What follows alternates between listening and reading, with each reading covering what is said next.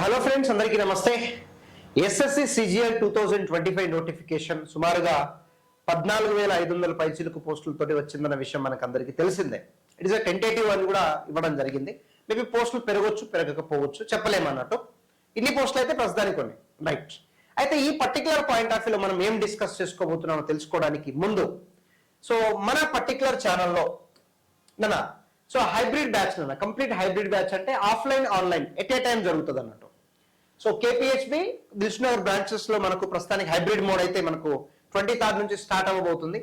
ఇవి particular features మీరు ఎవరైనా ఎన్రోల్ అవ్వాలి, డీటెయిల్స్ ఏంటిది, వాట్ ఈస్ వాట్ అని తెలుసుకోవాలనుకుంటే ఇక్కడ నెంబర్ కనిపిస్తుంది, ఆ నెంబర్ కి మీరు కమెంట్ చేయొచ్చు. అండ్ దాంతో పాటుగా డిస్క్రిప్షన్ లో వీడియో డిస్క్రిప్షన్ కింద లింక్ ఉంటుంది, దాంతో పాటు డీటెయిల్స్ ఉంటే మీరు అక్కడ కూడా కాల్ చేయొచ్చు, రైట్.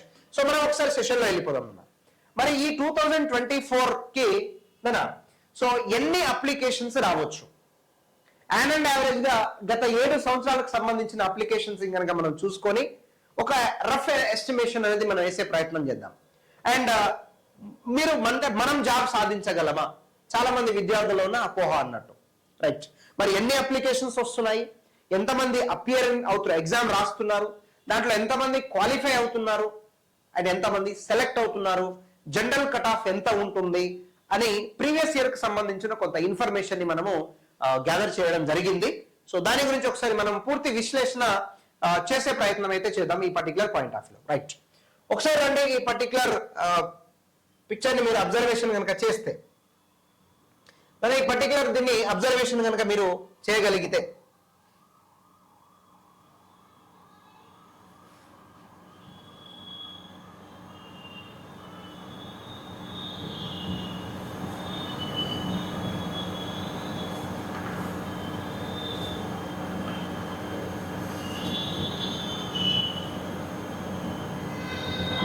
రైట్, దీన్ని ఒకసారి మనం అబ్జర్వేషన్ చేసే ప్రయత్నం చేద్దాం. రైట్, నా చూడండి ఒకసారి 2017 నుంచి 2017 నుంచి సో 2024 వరకు సో ఎన్ని అప్లికేషన్స్ వచ్చాయి, ఎంత వేకెన్సీస్ అనేది ఒకసారి మనం చెక్ చేసే ప్రయత్నం చేద్దాం. 2017లో వచ్చిన వేకెన్సీస్ ఏది, ఎస్ఎస్సిజిఎల్ సో 8,121 వేకెన్సీస్ 2017లో వస్తే ఎంతమంది అప్లై చేశారంటే సో 29,28,826 అంటే 29,28,826 మంది అప్లై చేశారు. మరి ఎగ్జామ్స్ కి ఎంతమంది వెళ్ళారు? 50%. సో 15,43,962 సో 15,43,956 అంటే సుమారుగా 52.71% మెంబర్స్ ఎగ్జామ్ రాయడానికి వెళ్ళారు. అంటే 50% ఎగ్జామ్ రాయడానికి వెళ్ళారే అనుకుందాం. ఇది 2017 కి సంబంధించి.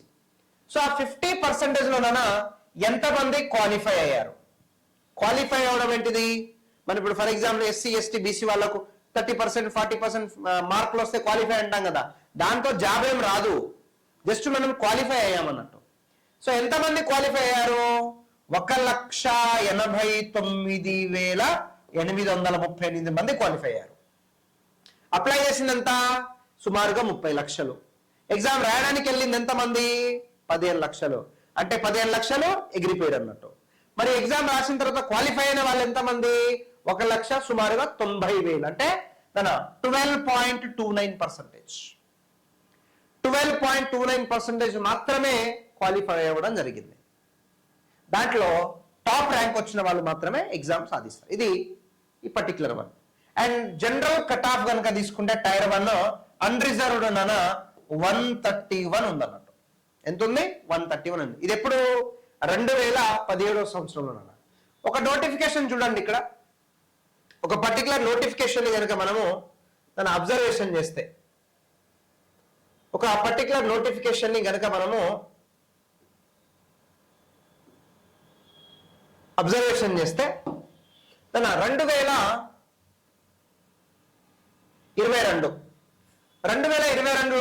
36,000 పోస్టులు వచ్చాయి.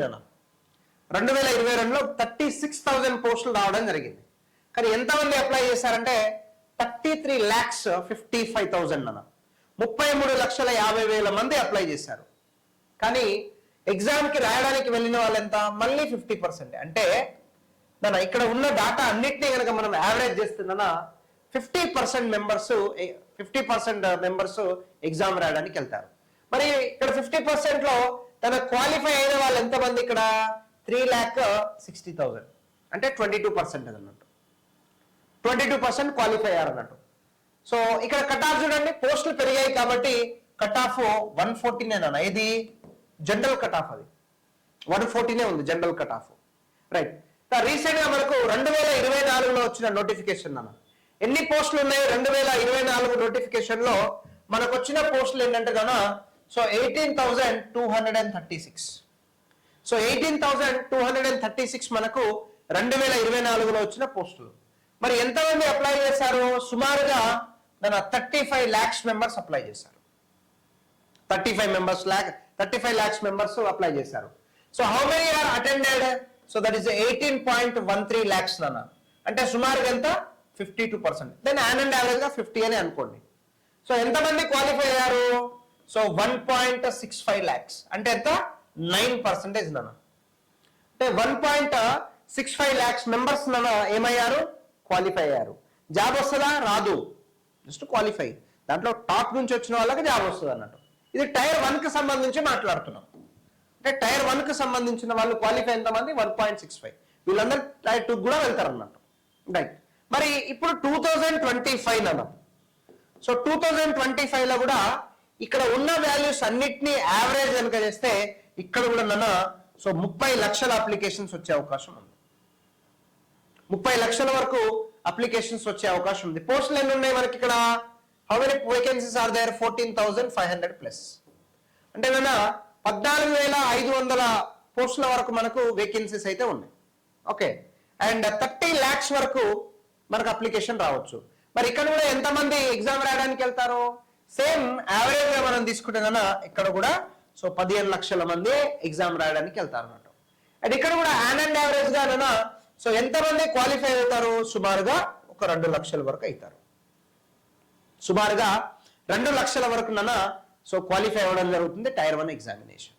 ఓకే, అంటే అప్లై చేసే వాళ్ళు చాలా మంది ఉన్నారు, రాసే వాళ్ళు సగం మంది ఉన్నారు, క్వాలిఫై అయ్యే వాళ్ళు చాలా తక్కువ మంది ఉన్నారు. మరి నువ్వు ఎందుకు ఆన్సర్ చేయకూడదు? ఆన్సర్ చేయొచ్చు. నువ్వు కనుక కొంచెం కాన్సన్ట్రేషన్ గా చదవగలిగితే, హోల్ అండ్ సోల్ రెస్పాన్సిబిలిటీగా కొన్ని రోజులు నీ పర్సనల్ పనులన్నింటినీ విడిచిపెట్టి రెస్పాన్సిబిలిటీగా చదవగలిగితే then definitely will get the job కదా. ఖచ్చితంగా నీకు జాబ్ అనేది వచ్చేస్తుంది నాన్న. అంత డిఫికల్ట్ ఏం కాదు, బట్ కష్టపడి చదవాలా, బాధ్యతతో చదవాలి, ఇంట్రెస్ట్గా చదవాలి. అప్పుడు ఆటోమేటిక్గా నీకు ఏమవుతుంది? జాబ్ అనేది వస్తుంది automatically. So you will get the job నాన్న. Automatically you will get the job గా మనం కన్సిడరేషన్ అయితే చేయడం జరుగుతుంది. ఇది నాన్న. సో యావరేజ్ గా మరి కట్ ఆఫ్ అనేది నాన్న సేమ్ ఆన్ అండ్ యావరేజ్ నాన్న 130 నుంచి నాన్న సుమారుగా మనకు ఎంత వరకు ఉండొచ్చు? 150 వరకు ఉంటుంది జనరల్ కట్ ఆఫ్. 130 నుంచి 150 వరకు మనకు జనరల్ కట్ ఆఫ్ అనేది ఉండే అవకాశము మనకు ఎక్కువగా అయితే కనిపిస్తూ ఉంటుంది. కాబట్టి అప్లికేషన్ ప్రాసెస్ ని చూసి ఇన్ని లక్షల అప్లికేషన్ వచ్చాయనేసి డంబేలెత్తిపోకండి.